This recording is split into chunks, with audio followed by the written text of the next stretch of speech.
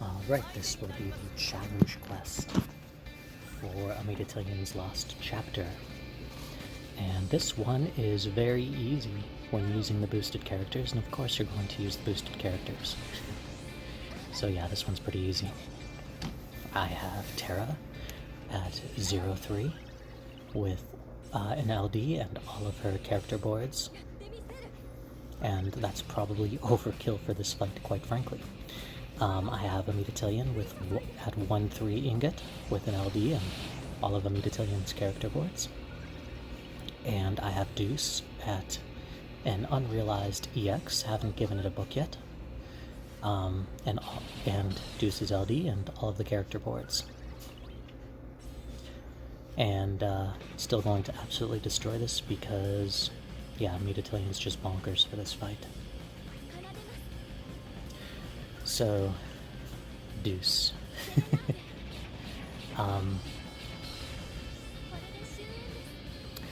What to say about Deuce? I mean, a typically, although not completely, less useful version of Sarah, perhaps. Advantages Deuce would have over Sarah would be healing and not requiring a certain number of debuffs on the enemy. So Sarah gets kind of hurt when the enemy cleanses themselves, or quite frankly, if the enemy dispels buffs on your team. Sarah's LD buff is dispellable, Deuce's is not. I'm going to use Unite Call here because it's going to do probably more damage here than I could ever get any other time to use it. At least for the base call. I brought Onion Knight, by the way, to get an extra use out of Mega Flare for Amita Tillion. I plan to cheese both these waves, quite frankly, with Amita Tillion, which I think is part of the reason why this fight seems so easy, is it's extremely cheesable.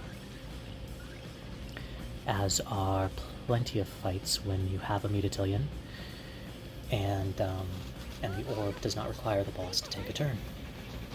Amita Tillion's absolutely bonkers if A, the boss doesn't need to take a turn, and B, the boss is not very quick. So if you're able to slow the boss down, then yeah, Amita Tillion will neuter them quite heavily.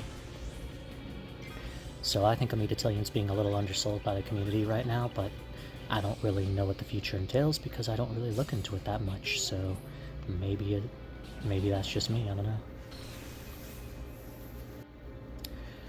So, go ahead and EX there with Deuce, I think, finally. Deuce also heals. Deuce provides HP regen, which Sarah does not. And you can kind of get around that by giving Sarah a healing sphere for her C slot, but that's not really recommended due to what's eventually going to happen with the high armor change. Instead, you'll want to give Sarah Paladin Cecil's sphere or Refined sphere. So, dropping a bunch of meteors. I do not recommend a 0-3 Terra, by the way. Don't do what I do, do what I say. I know I keep running Terra at 0-3 and not recommending it. Ah, that's kind of a bummer, 1% HP. Gonna have to use another one of Terra's free turns. I will definitely, as soon as I can't get away with it anymore, give Sarah some ingots. A very minimum, give Terra some ingots, a very minimum of 1, and I will also likely give Terra high armor. I think Terra benefits greatly from high armor due to the high amount of brave hits she has, and having multiple HP dumps. Terra has the attack armor, and that's definitely the one that she should get. In fact, if you consider the amount of times you use Meteor with Terra, we're about to cheese B here, but I'll come back to that. If you take a look at the amount of times Terra uses Meteor, and consider that, like, Terra's high armor, if you're maxing it out, which is not too difficult to max out Terra's Meteors, but if you're maxing out Terra's Meteors, her high armor should add a good 40,000 damage per turn, which is no joke, especially considering the number of turns Terra gets. So yeah, I'm probably going to give Terra some high armor. I just haven't needed to for this challenge quest because Amita Tillion destroys this challenge quest so badly. But anyways, so let's talk about B here, or let's talk about the cheese. So, contrary to some belief, I suppose, the ability that the slugs use that causes you to get delayed by a turn after every action you take doesn't happen automatically. One of the slugs targets itself, and that slug needs to take a turn in order for that to happen. So if we prevent them from taking a turn, it will not happen. And that's what we're doing with the Metatillion here, is we're trying to prevent B from taking a turn, so we never get hit by the whole us getting knocked back every time we take an action. And so that's why I Mega Flared there instead of using Yuke's Ultima, which is a very powerful spell that I enjoy using a lot whenever I can, and it charges kind of slow, so I like to use it right away to get it back charging again. But I had to pause it. But I chose to Mega Flare in order to keep the cheese going. So now is a good time to cast Wave because they're both out of their shells for now. B will never go into its shell if it never gets to take a turn. A, I believe, goes into its shell during thresholds. And there you have it. And then we'll take a dramatically reduced amount of Brave damage, but not HP damage, so I can still hit it with big HP attacks. So that's this fight in a nutshell.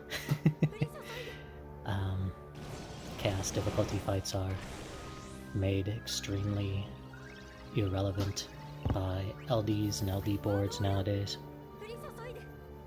As you've probably noticed with my low ingot runs for the last couple of Chaos challenge quests, Chaos level difficulty challenge quests.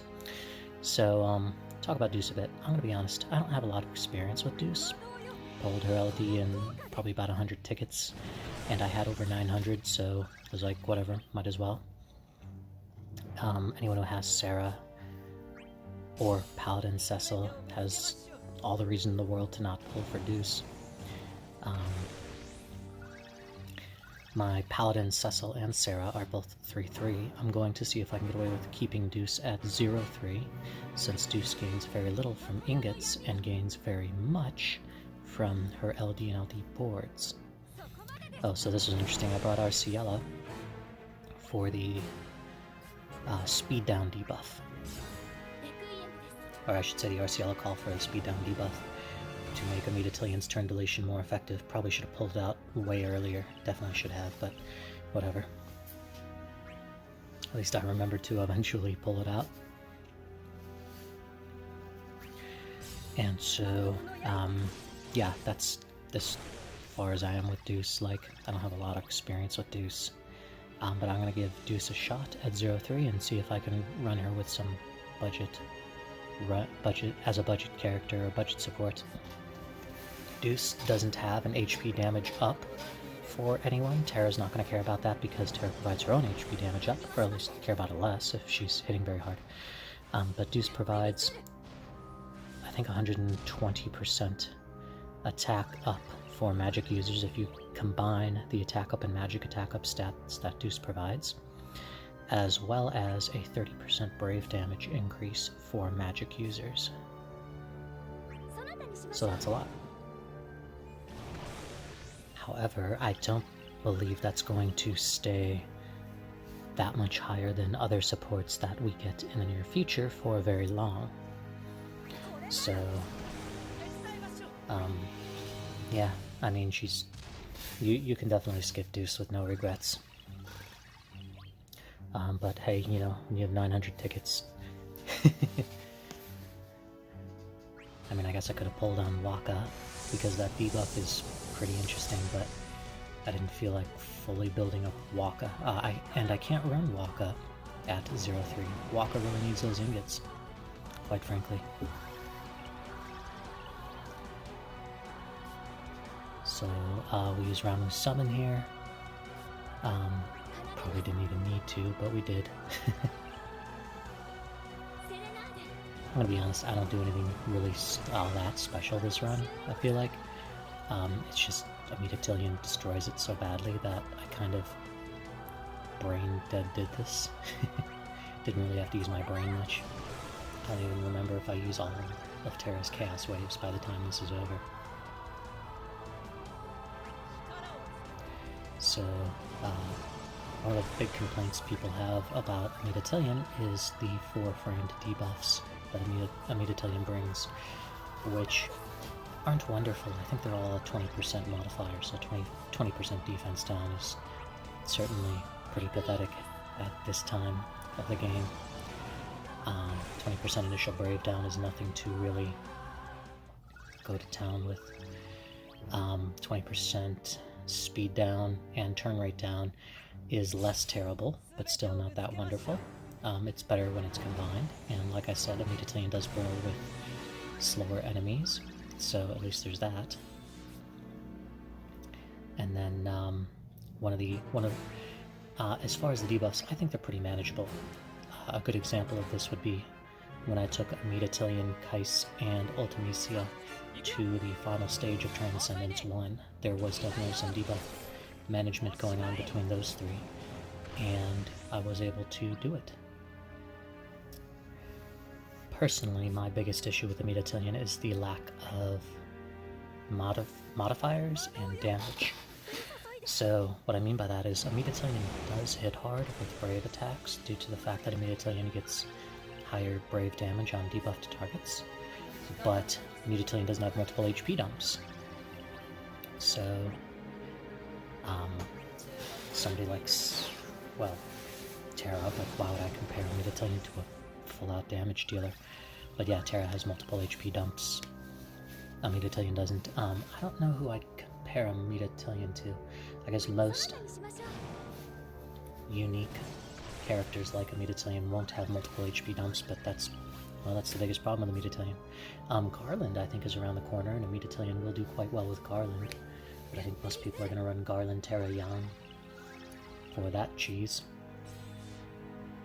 I think Amidatillion does quite well with Kais, because Amidatillion can give Kais lots of room to do lots of launches. So there's that. Amidatillion, yeah, I mean, I wouldn't worry about the debuffs as much as some people are making them seem like an issue, due to the fact that I think they're perfectly manageable. Especially considering the enemy's going to be taking fewer turns, so debuffs are going to wear out less. And what I mean by that is, it might be a little bit of a unique situation for me because I have a 1-3 Amidatillion, and at 2-3, Amidatillion will auto-apply 3 of the 4 debuffs Amidatillion applies at the start of the wave. So my Amidatillion does not do that, so I can apply better debuffs first, as long as they're framed. Whether it's Hopes or Jax, or when I was running Kais, Ultimisia, and Amidatillion, I made sure Kais's debuffs got on there, and even Ultimisia's, before all of Amidatillion's debuffs got on there.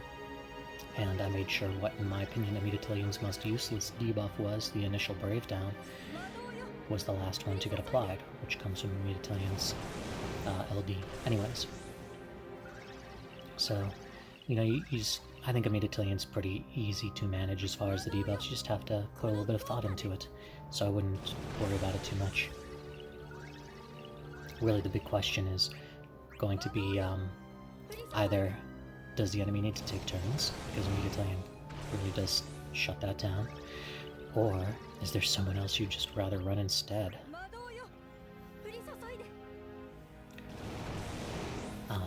Amidatillion doesn't provide too much to the rest of the team. 100% initial Brave regeneration, certainly that is a big number. So if you have some initial Brave up coming from some of your characters, such as Aerith, maybe, then that can be kind of nice. Oh, I did use all the Chaos Waves, okay. Amidatillion has Tactics Armor for high armor, which I do have set up because I used Amidatillion in more difficult fights earlier, and that is arguably the best armor for high armor in the whole game. So at least there's that. Megatillion can lower defense that way through an aura. That's always nice. This is just about over. Make sure I've said everything that I need to.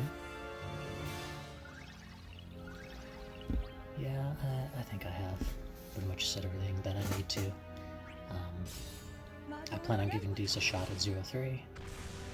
You can probably skip Deuce. Megatillion, I think, is getting more hate than is deserved, but I don't really look into JP. I don't play the JP side, so I could be wrong about that. I think Megatillion's debuffs are easier to manage than people are talking about. And that's about that. Deuce doesn't really do much on Deuce's turns, but neither does Sarah, quite frankly. It's not like Sarah hits all that hard either. I was making a joke the other day. Yeah, look at those artifacts. I'm gonna have to build Deuce up. Man, not looking forward to that. I was making a joke that if Deuce's ingots gave her high turn rate, like how Sync's EX does, then Deuce would be better. Because Deuce's job is to make everybody else better and not be that good herself. There's 1 out of 3 on a Megatillion. Deuce didn't even get a book yet. And 0 out of 3 on Terra. Don't do that though. Thank you for watching.